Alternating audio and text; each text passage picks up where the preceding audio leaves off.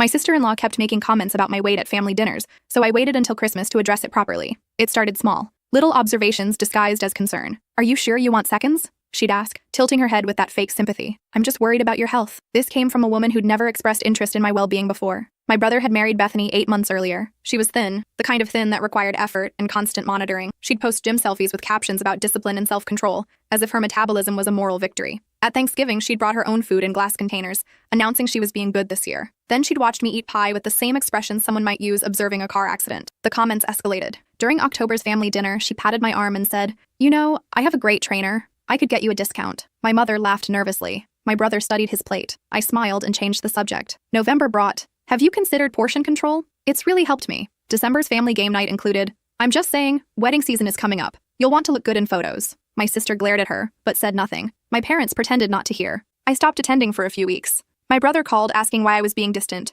When I mentioned Bethany's comments, he sighed. "She's just trying to help. You're being too sensitive." That's when I decided Christmas would be different. I spent 6 weeks preparing. I contacted every family member individually. I reached out to friends Bethany had mentioned. I gathered screenshots, messages, and stories. Because it turned out I wasn't her only target. Christmas Eve arrived. 28 family members packed into my parents' house. Bethany wore a designer dress that probably cost more than my rent. After dinner during gift exchange, I stood up. "I have something to share before we open presents." The room went quiet. My brother looked nervous. Bethany smiled, assuming I was about to make some sentimental speech. Instead, I pulled out my phone and connected it to the TV. "Bethany's been very concerned about my health lately," I began. "So I thought I'd return the favor by sharing some concerns of my own." The first screenshot appeared. It was a message Bethany had sent to my cousin's wife. "Can't believe she wore that dress. Doesn't she own a mirror?" My cousin's wife nodded. "That's real." The next image showed a group chat where Bethany had created a nickname for my aunt. The messages got worse. Comments about my teenage niece's developing body. Cruel observations about my grandmother's age. A detailed ranking of which family members were presentable and which were embarrassing. But I wasn't done. I'd also contacted 4 women from Bethany's gym. Turns out she'd been conducting a campaign of harassment there too. Screenshots showed her creating fake accounts to leave negative reviews on a heavier woman's small business.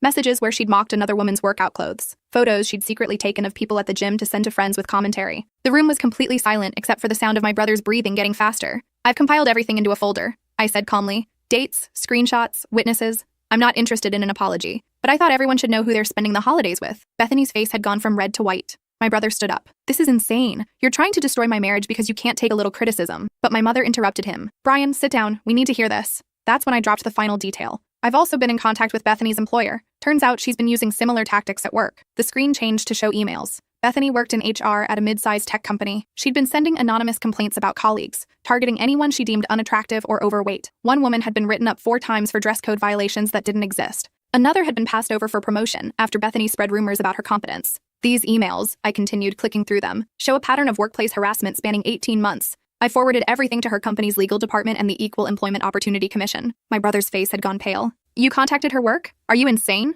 "I contacted her work," I said slowly, "because she's been systematically destroying people's careers and mental health. The woman whose business she tried to ruin, she attempted suicide last month. She's in therapy now, trying to rebuild her life." The room erupted. My aunt started crying. My cousin demanded to see her phone, which Bethany had been clutching like a lifeline. My father, who'd been silent until now, stood up and walked over to the TV. "Is this true?" he asked Bethany directly. She opened her mouth, closed it, opened it again. "They're taking things out of context. She's twisting everything to make me look bad." "Out of context?" My cousin's wife stood up, her voice shaking. "You called my daughter fat in a group chat. She's 13 years old. What's the context that makes that okay?" My niece, who'd been sitting quietly in the corner, started crying. My sister immediately went to her, wrapping her arms around her shoulders. The girl was sobbing into my sister's shoulder, and I felt my stomach twist. I'd known about that message, but seeing the impact in real time was different. Bethany tried a different approach. She turned to my mother, tears suddenly streaming down her face. "I never meant to hurt anyone. I was just venting. Everyone vents about people sometimes. This is a private conversation being made public. You took photos of strangers at the gym without their permission," I said.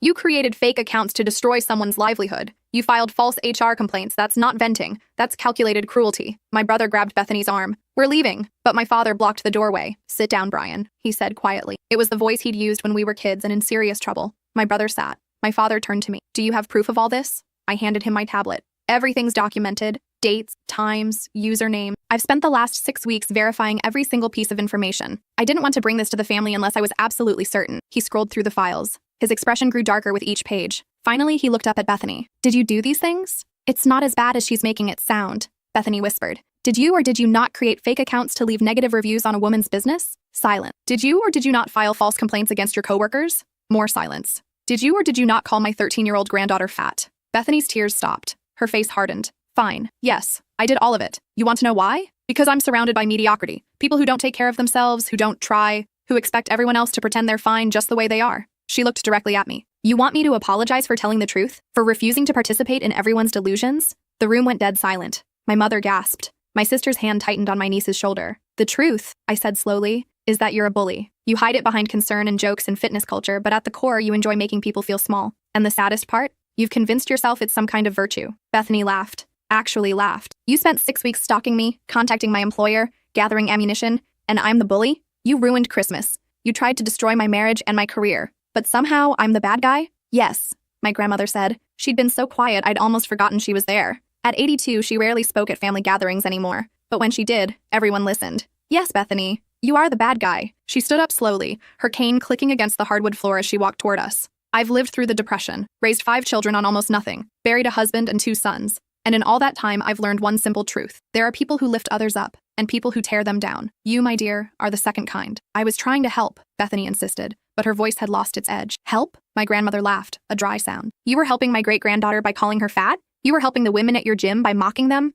Help looks different, child. This was just cruelty dressed up in yoga pants. My brother finally spoke. Okay, Bethany made some mistakes, but this is our family. We forgive each other. We move past things. Some mistakes you move past, my father said. Others have consequences. He handed the tablet back to me. Bethany, you need to leave. I don't know if you and Brian are going to work this out, but you're not welcome in this house until you've made genuine amends to everyone you've hurt. And I mean genuine, not a forced apology. Real acknowledgement and change. You can't kick me out, Bethany said. Brian, tell them. My brother looked torn. He glanced at me, at our parents, at Bethany. Maybe we should just go. No, my mother said firmly. Brian, you stay. Bethany can leave. If she leaves, I leave, my brother said. Then you leave, my father replied. But understand what you're choosing. I watched my brother war with himself. He loved Bethany. That much was obvious. But he also saw the evidence, heard the admissions, watched his own daughter cry. Finally, he stood up. I need to think, he said. Bethany, let's go. They left together, Bethany's heels clicking sharply against the floor. My brother's shoulders slumped. The door closed behind them, and for a long moment, nobody spoke. Then my niece whispered,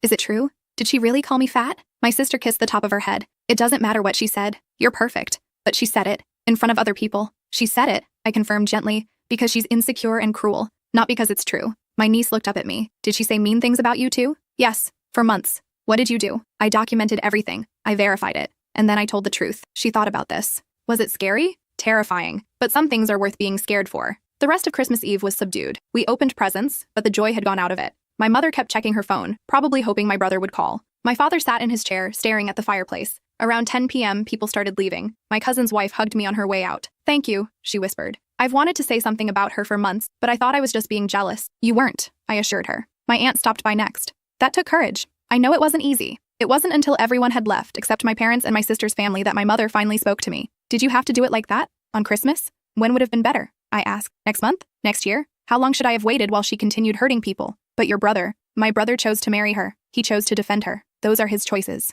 I'm not responsible for them. My sister nodded. She needed to be exposed. We all knew something was off, but nobody wanted to be the one to say it. My father sighed. I just hope Brian wakes up before it's too late. I gathered my things to leave. As I was putting on my coat, my mother hugged me. I'm sorry I didn't speak up earlier. When she made those comments about your weight, I should have said something. It's okay, Mom. It's not. But thank you for being braver than the rest of us. I drove home through empty streets, the Christmas lights blurring past my windows. My phone buzzed. A text from an unknown number. You destroyed my life. I hope you're happy. I blocked the number and kept driving. Another text came through, this time from my brother. We need to talk. Not tonight, I replied. This can't wait. I pulled over, called him. He answered on the first ring. What you did was cruel, he said immediately. What she did was cruel, I countered. I just made sure people knew about it. You humiliated her in front of our entire family. She humiliated herself. I just provided the receipts. Do you have any idea what this is going to do to us? Her company's already called. They're launching an investigation. She could lose her job. Good. She should lose her job. She's been weaponizing her position to hurt people. That's not your call to make. Actually, I said slowly, it is. When someone hurts me and people I care about, I get to decide how to respond. I chose the truth. If the truth destroys her career, that's on her, not me. She's my wife, and I'm your sister, the one she's been tormenting for 8 months. But you never stood up for me, not once. You told me I was being too sensitive. You made excuses for her. You chose her over me every single time. That's not fair, isn't it? When did you tell her to stop? When did you pull her aside and say, don't talk to my sister like that? You didn't. You let it happen, and now you're angry at me for refusing to stay quiet? I heard him breathing on the other end. Finally, he said, she's talking about divorce. That's between you two. She says she can't be with someone whose family hates her. We don't hate her. We hate what she did. There's a difference. Is there? Yes, she could apologize, make amends, change her behavior, but instead she's playing the victim and trying to manipulate you into choosing between her and us. Maybe I should choose her. She's my wife. Isn't that what marriage means? Marriage means being a team, I said, not enabling abuse. If she asked you to hurt me, would you do it? Because that's essentially what she's asking. Stand with her against your family, even though she's wrong. You don't know what it's like, being married, having to balance everything. You're right, I don't. But I do know what it's like to watch someone I love make excuses for inexcusable behavior. Dad did it with his brother for years. It never ended well. He was quiet for a long moment. Then, I need to go. Brian. He hung up. I sat in my car, hands shaking. I'd expected this, prepared for it even, but it still hurt. My phone buzzed again. This time, it was my sister. How are you holding up? She asked when I answered. I've been better. Brian called me too. He's trying to get everyone on Bethany's side. Is it working? Are you kidding? After what we saw tonight, nobody's defending her. Aunt Carol is furious. Uncle Pete wants to know why Brian isn't more angry. Even Grandma called to check on you. Grandma has a cell phone? My sister laughed. Apparently, she wanted me to tell you she's proud of you. Said it reminded her of when she exposed her sister-in-law for stealing from the church collection plate in 1965. Grandma was a savage. Still is. Anyway, I wanted you to know you're not alone in this. Whatever happens with Brian and Bethany, the rest of us have your back. We talked for a few more minutes before saying goodbye. I drove the rest of the way home, climbed the stairs to my apartment, and collapsed on my couch. My cat Fitzgerald jumped up and settled on my chest, purring. I stroked his fur and stared at the ceiling. My phone kept buzzing. Messages from family members, some supportive, some asking for more details. One from my cousin asking if I had copies of the files because her lawyer wanted to see them. Apparently, Bethany had cost her a client referral last year by spreading rumors. I forwarded everything she requested. Then I muted my phone and tried to sleep. I woke up the next morning to 37 new messages. I scrolled through them. Support from family, angry messages from Bethany's friends, 5 messages from my brother, each more desperate than the last. The final one read, Bethany's at her parents' house. She won't talk to me. Her mom called me screaming. This is so messed up. I didn't respond. Instead, I made coffee and sat down at my computer. I'd been documenting everything, but now I needed to organize it properly. The EEOC would want a clear timeline. The women from the gym deserve to have everything compiled for potential legal action. My phone rang. My father. Have you talked to your brother this morning? He asked. Just texts. He's at our house. Bethany left him, took everything from their apartment, cleaned out their joint account, and went to her parents. She's filed for divorce. Already? Apparently her father has a lawyer on retainer. They moved fast. How's Brian? Devastated. Confused. Angry at you. Angry at her. Angry at the world. I should probably call him. Probably. But give him a day. He's not ready to hear anything right now. I spent the rest of Christmas Day alone. Usually, we'd all gather again for dinner, but my mother had texted saying they were postponing. Nobody felt much like celebrating. I ordered Chinese food and watched old movies, trying not to think about the explosion I'd caused. But by evening, I couldn't avoid it anymore. The story had leaked. Someone at the Christmas gathering had posted about it on social media. Not details, just vague references to family drama and exposed secrets. But that was enough. By nightfall, people were asking questions. Then someone shared the screenshots. Not me. I'd been careful to only show them to family. But someone had taken photos of the TV screen during my presentation. Those photos were now circulating. Bethany's full name was visible in several screenshots. I watched in real time as the internet did what the internet does. People found Bethany's Instagram, her LinkedIn, her employer's website. Within hours, there were think pieces about body shaming and fitness culture, articles about workplace harassment. My phone started ringing with calls from journalists. I didn't answer. This wasn't about getting attention. It was about truth and consequences. But the internet had taken my small family rebellion and turned it into a movement. Hashtags were trending. People were sharing their own stories of being shamed at gym, mocked by trainers, harassed by people claiming to care about their health. By the next day, Bethany's employer released a statement. We take all allegations of workplace harassment seriously and have launched a full investigation. It was corporate speak, but everyone knew what it meant.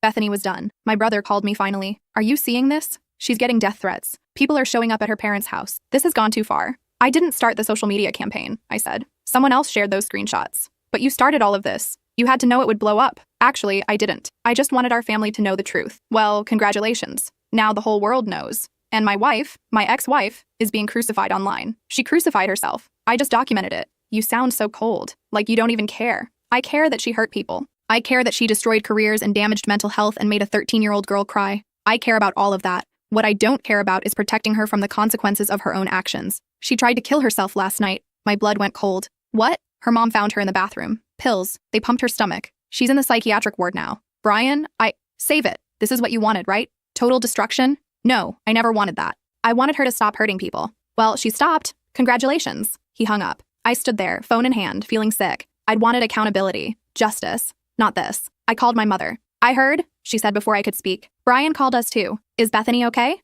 Physically, yes. Mentally, I don't know. They're keeping her for 72 hours minimum. I didn't want this. I know, honey. But once you light a match, you can't control where the fire spreads. I spent the next few days in a fog. The internet was relentless. Some people praised me as a hero. Others called me vindictive. News outlets picked up the story. Bethany's gym posted a statement distancing themselves from her behavior. Her employer announced she'd been terminated. And through it all, I kept thinking about that night in the bathroom. The pills, the desperation. Had I pushed too hard? Had I become the bully in trying to expose one? My sister came over on the 4th day. She brought wine and Chinese food and hugged me for a long time before saying anything. "This isn't your fault," she said finally. "Isn't it?" No. Bethany made choices. She chose to hurt people. She chose to double down when confronted. She chose how to respond when the consequences came. You didn't make those choices for her. But if you hadn't spoken up, she'd still be hurting people. The woman whose business she tried to destroy, the one who attempted suicide, she's actually doing better now. Knowing it wasn't her fault that someone else was orchestrating her problems has helped her start to heal. You did that. By breaking someone else? By telling the truth. The truth is hard sometimes. It breaks things.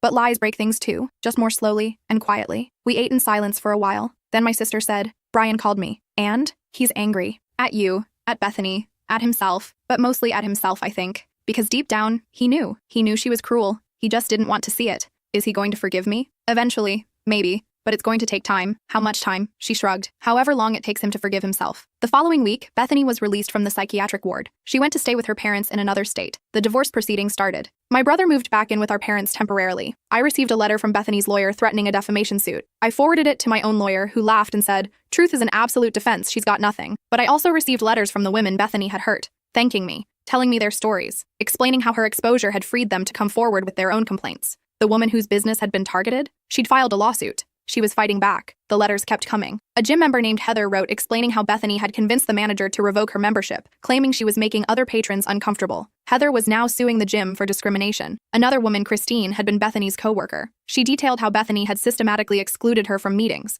edited her contributions out of presentations, and spread rumors about her work ethic. Christine had been documenting everything for months but felt powerless to act. Now she had witnesses willing to support her complaint. Each letter revealed a new layer of Bethany's cruelty. The pattern was always the same. She'd identify someone vulnerable, someone she perceived as weak or unworthy, then methodically work to destroy them. And she'd done it all while maintaining a perfect facade of wellness and positivity on social media. 1 month after Christmas, my brother knocked on my door. He looked terrible, thinner, with dark circles under his eyes. "Can we talk?" he asked. I let him in. We sat at my kitchen table. Fitzgerald immediately jumped into his lap, purring. Animals always loved my brother. "I've been in therapy," he said after a long silence, "trying to figure out how I got here, how I married someone like that and defended her. And the therapist says I have a pattern of seeing the best in people even when they're showing me their worst, of making excuses, of wanting to be the peacekeeper so badly that I ignore problems until they explode. That sounds familiar." He smiled sadly. "Yeah, Dad did the same thing with Uncle Pete. I swore I'd never be like that. And then I married Bethany and became exactly that." "You didn't know?" "I did know, that's the thing. I knew she was mean. I saw her mock people. I heard her cruel comments. I just told myself it wasn't that bad,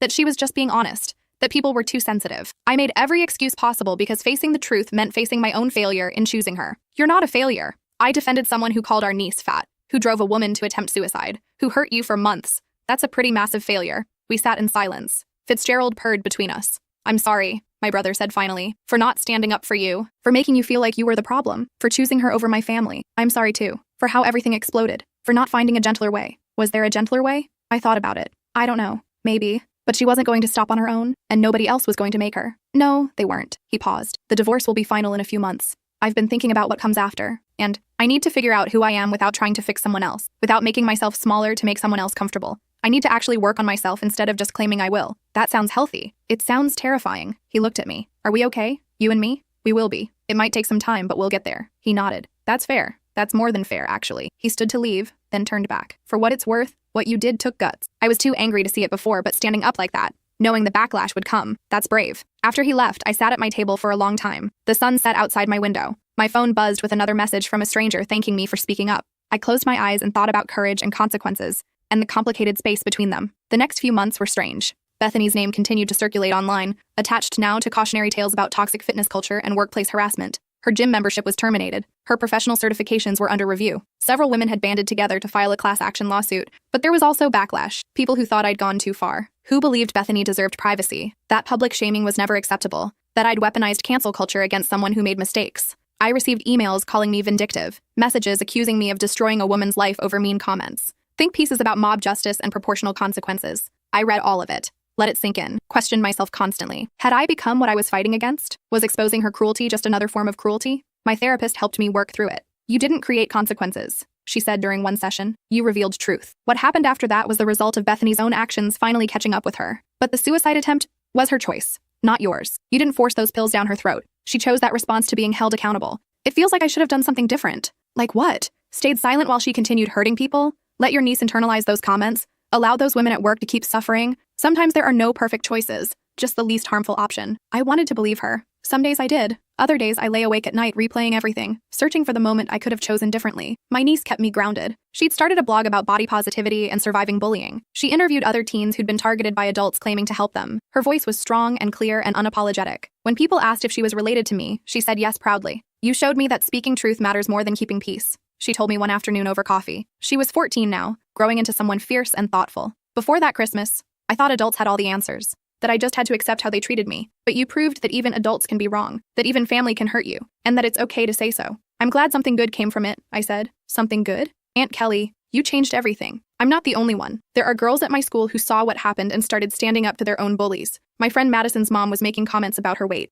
Madison showed her my blog and said she wouldn't accept it anymore. Her mom apologized and they're in therapy together now. I hadn't known that. Hadn't realized the ripples extended beyond my immediate situation. It made the sleepless nights feel slightly less heavy. 6 months later, Bethany's name disappeared from the internet. She'd moved across the country, changed her social media to private, started over somewhere, no one knew her story. My brother sold the apartment they'd shared and moved into a small place downtown. We had dinner once a month, rebuilding slowly. He told me bits and pieces of what he was learning about himself, how he'd spent his whole life trying to be the good son, the peacekeeper, the one who fixed everything, how that had made him blind to Bethany's cruelty, because acknowledging it would mean admitting failure. "I thought love meant accepting everything," he said during one dinner, "that if I really loved her, I should overlook her flaws. But I was confusing acceptance with enabling. There's a difference." "When did you figure that out?" "When I realized I'd spent months defending someone who hurt my niece, someone who made my sister's life miserable, someone who destroyed strangers for entertainment. That's not love, that's cowardice." The woman whose business Bethany had targeted won her lawsuit. She used the money to expand, to hire her first employee, to put Survivor on her business cards as a badge of honor. She reached out to thank me, invited me to the grand reopening of her store. I went, met the other women Bethany had hurt. We stood together in that small shop, survivors of different battles with the same enemy. One woman, Kennedy, had been told by Bethany that she'd never succeed because she was too fat to be taken seriously. She now ran a successful consulting firm and made a point of hiring people based on talent, not appearance. Another woman, Veronica, had been driven out of the gym by Bethany's harassment. She'd started her own fitness studio focused on body neutrality and health at every size. Her business was thriving. "We're taking back what she tried to destroy," Kennedy said, raising her glass in a toast. "She wanted to make us small. Instead, we got bigger." My niece joined a body-positive youth group and started speaking at schools about bullying. She told her story, about the comments and the exposure and the aftermath. She talked about the night she learned her aunt by marriage had called her fat, about crying in her mother's arms, about the long process of learning that other people's cruelty says nothing about your worth. Students listened, asked questions, shared their own stories. My niece became a voice for kids who felt powerless against adult judgment. She started a nonprofit focused on teaching young people to recognize and resist body shaming. By 15, she'd spoken at 20 schools and helped draft an anti-bullying policy that several districts adopted. My family still gathered for holidays,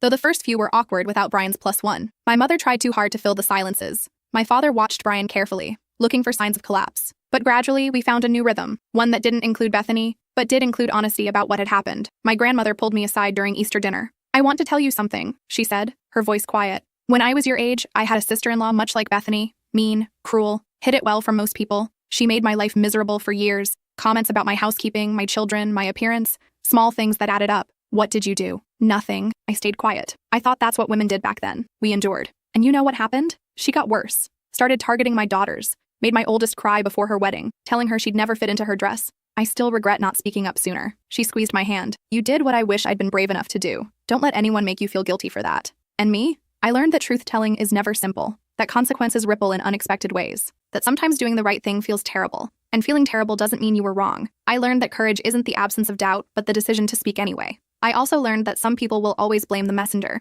that standing up often means standing alone, at least initially, that the internet can amplify both justice and cruelty, often in the same breath, that accountability looks different depending on who's watching. On the 1-year anniversary of that Christmas, my entire family gathered at my parents' house. All of us, including my brother. We didn't talk about Bethany. We didn't rehash the drama. We just existed together, scarred but healing, learning how to be a family that tells the truth even when it's hard. My niece pulled me aside before dessert. "I wrote an essay about that Christmas," she said, "for my English class. About standing up to bullies even when you're scared." "What did you say?" "That you showed me what bravery looks like. Not perfect, not painless, but real." I hugged her, this growing girl who'd been hurt but hadn't stayed broken, who'd taken pain and transformed it into power. "You're the brave one," I told her. "You survived it and became stronger." "We both did," she said. And standing there in my parents' house, surrounded by family who'd been fractured and reformed, I realized she was right. We'd all survived. We'd all changed. Some cracks can't be fully mended, but what grows in those broken places is often stronger than what was there before. My brother caught my eye across the room and raised his glass slightly. A private toast. A quiet acknowledgement.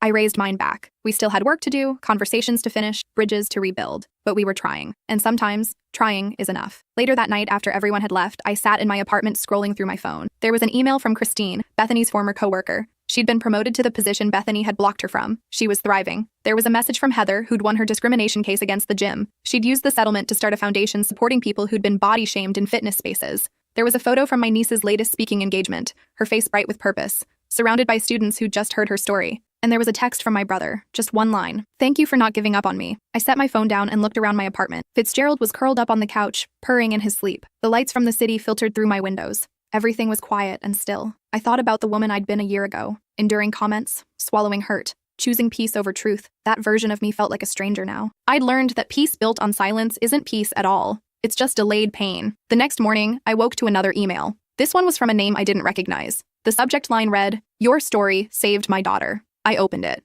A mother explaining how her 12-year-old had been targeted by a dance instructor who made constant comments about her body. The girl had started restricting food, exercising obsessively, crying herself to sleep. The mother hadn't known what to do until she'd read about my situation. "You showed me that adults who hide cruelty behind concern are still cruel," she wrote. "That I had the right and responsibility to protect my child, even if it meant making waves." I reported the instructor. She was fired. "My daughter is in therapy and starting to heal. Thank you for being brave enough to speak up." It gave me permission to do the same. I read the email several times. Then I saved it in a folder with all the others. Evidence that speaking truth, even imperfectly, even painfully, creates space for others to do the same. My phone rang. It was my mother. "Did you see the news?" she asked. "What news?" "Bethany's gym just settled a massive lawsuit. Turns out she wasn't the only trainer engaging in harassment. The whole culture was toxic. The lawsuit mentioned your case specifically as part of the pattern. They're restructuring everything." "How do you know this?" "It's in the local paper. They interviewed some of the women. One of them mentioned you by name, called you a hero." I didn't feel like a hero. I felt like someone who'd gotten tired of being hurt and decided to stop accepting it. But maybe that's what heroism looks like in real life. Not grand gestures,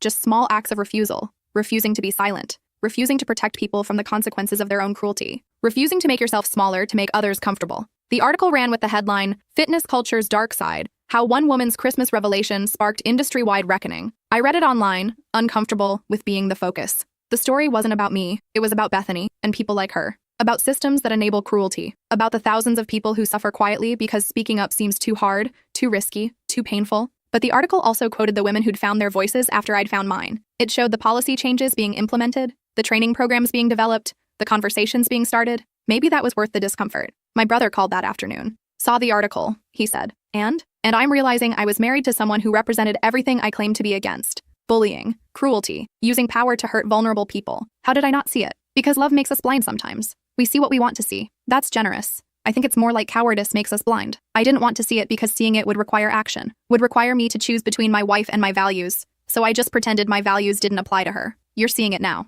"Yeah, doesn't make it hurt less." He paused. "I'm dating someone new. Met her in therapy group. She's nothing like Bethany." "That's good. She's kind. Like, genuinely kind. Not performative kindness or strategic kindness. Just kind. And it's weird how that feels revolutionary after Bethany. When do I get to meet her?" "Soon. Maybe next family dinner, if that's okay." "Of course it's okay. I just wanted to make sure. After everything, I wasn't sure if I still had a place at family dinners." "Brian, you always have a place. What Bethany did, the choices you made to defend her, they hurt. But you're working through it. You're changing. That's what matters." After we hung up, I realized my mother was right. We were healing. Slowly, imperfectly, but healing nonetheless. The wound Bethany had created, the rift she'd caused, was starting to close. Not because we'd forgotten or minimized what happened, but because we'd faced it directly, dealt with it honestly, and chosen to move forward together. The lawsuits continued for months. Bethany's former employer settled out of court with the women she'd targeted. The gym's settlement included mandatory anti-harassment training for all staff and a complete overhaul of their complaint procedures. The fitness influencer culture that Bethany had been part of started shifting,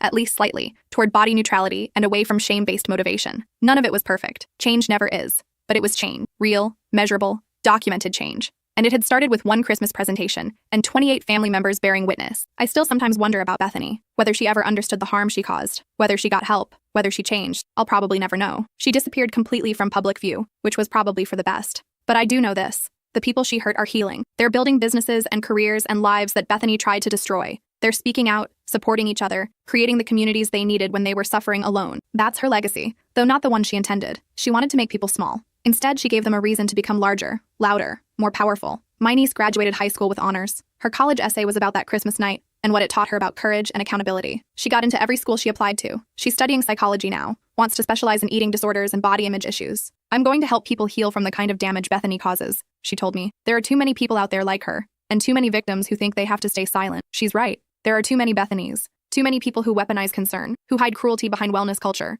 who make others feel small to feel big themselves. But there are also more people speaking up now. More people refusing to accept abuse disguised as help. The second Christmas after the incident was different. Better. My brother brought his girlfriend, Melissa. She was quiet, but warm, asked questions about everyone's lives, helped in the kitchen without being asked. Nothing like Bethany. My niece gave a speech about gratitude, thanking the family for supporting her through the aftermath of that night. She talked about how knowing we had her back had given her the confidence to start her nonprofit and speak publicly about her experience. My father toasted to honesty and healing. My mother cried, but happy tears this time. We exchanged gifts, ate too much food, laughed at my uncle's terrible jokes. It felt like family again. Not the family we'd been before, when we pretended problems didn't exist, but a better family, one that faced hard truths and survived them. As I drove home that night, I thought about all the versions of this story that could have existed. The one where I stayed silent and Bethany continued her reign of small cruelties. The one where I spoke up privately and nothing changed. The one where I confronted her directly and got gaslit into doubting my own experience. Instead, I'd chosen documentation, evidence, public accountability.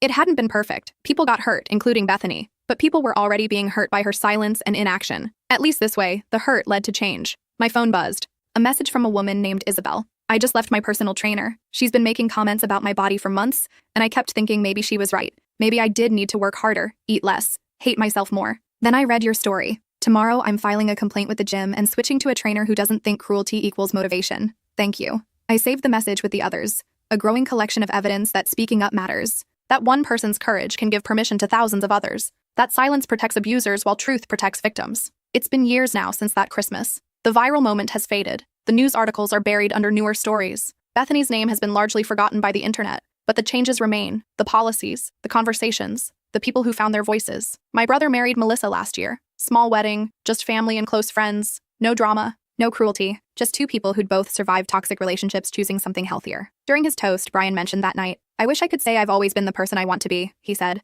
"but I haven't. I made excuses for inexcusable behavior. I chose comfort over courage. It took my sister showing me what real bravery looks like for me to find my own. So thank you, sis, for not letting me settle for less than I deserved, for not letting any of us settle." I cried. So did my niece. So did half the room, because we all knew what he was really saying, that we'd survived something terrible together, that we'd come out stronger. That family isn't about never having problems. It's about choosing to face them honestly. My niece finished her freshman year of college. She called me one night, excited. "Remember Christine, Bethany's coworker who got promoted?" Of course. "She just endowed a scholarship at my school for students studying psychology or social work who've experienced bullying or harassment. It's called the Truth Teller Scholarship. She wants me to help select recipients." That's amazing. It gets better. The first recipient is a girl who was bullied by her volleyball coach. The coach was making comments about her weight, benching her for being too slow, encouraging the other girls to exclude her. The girl documented everything, built a case, got the coach fired. "Just like you did." "Just like we did," I corrected. "This was never just about me." "No," my niece agreed. "It was about all of us. Everyone who decided enough was enough. Everyone who chose truth over peace. And that's the real story. Not about one Christmas confrontation. Not about one bully getting exposed. But about the moment we decided collectively that cruelty disguised as concern would no longer be tolerated. The moment we chose accountability over comfort, truth over silence, justice over peace. Some people still think I went too far. That public exposure was too harsh. That Bethany deserved privacy and second chances. Maybe they're right. Maybe there was a gentler way. But I've spent years examining that night from every angle, and I keep coming back to the same truth. Gentle hadn't worked. Private conversations hadn't worked. Asking nicely hadn't worked. Bethany's victims had tried all the gentle approaches and continued suffering. Sometimes the only way to stop a bully is to turn on the lights, to show everyone who they really are, to make hiding impossible. It's not kind, it's not comfortable, but it works. And the proof is in the messages I still receive. The women who left toxic trainers. The men who reported harassment at their gyms. The parents who protected their children from adults weaponizing concern. The policies that changed. The conversations that started. The lives that improved. Bethany wanted to make people smaller. Instead, she inadvertently made them bigger, louder, more powerful, and more willing to fight back. That's not the legacy she intended, but it's the one she earned. As for me, I sleep better now. Not because everything is perfect, but because I know I did the hard thing when the easy thing would have been to stay quiet. I stood up when sitting down would have been more comfortable. I chose truth when lies would have kept the peace. And I'd make the same choice again, every single time.